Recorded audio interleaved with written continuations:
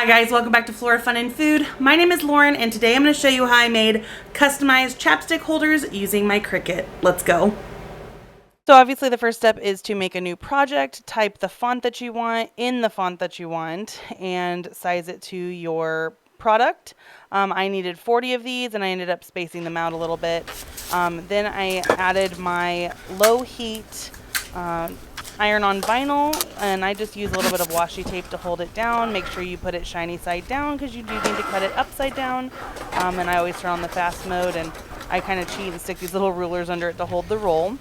Then the fun part is weeding everything. This one was a little tricky. It didn't want to peel off very well, and I do miss a couple of letter L's, but once it got going, I finally got it to kind of peel off. But then I had to take all of the middles of the O's out, which took a few minutes, a little tedious, but kind of relaxing at the same time. And then I got out my little chapstick holders and started cutting out my stencils, or my iron, they're not really stencils, my iron-on things. There, I'm putting the L's back. I had to dig it out of the trash, and they were still just connected to the vinyl. So easy fix. And then I stuck every single one of these labels to each one of the chapstick holders. It does have a little bit of stickiness, but it doesn't stick forever, so do be careful. I lost a couple on the way, had to pick them up off the ground.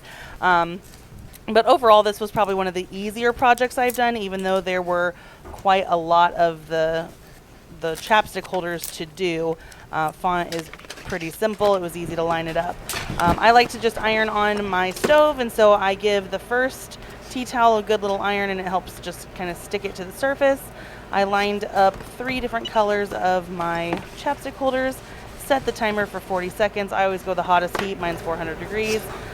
Be careful when you're doing neoprene. I did find that your vinyl can kind of slide around because it's a slick material, but overall these turned out really cute. It actually only took a few minutes to iron everything, so I was really pleased with that. They do get hot, especially the metal little key rings, so if you use these, be careful.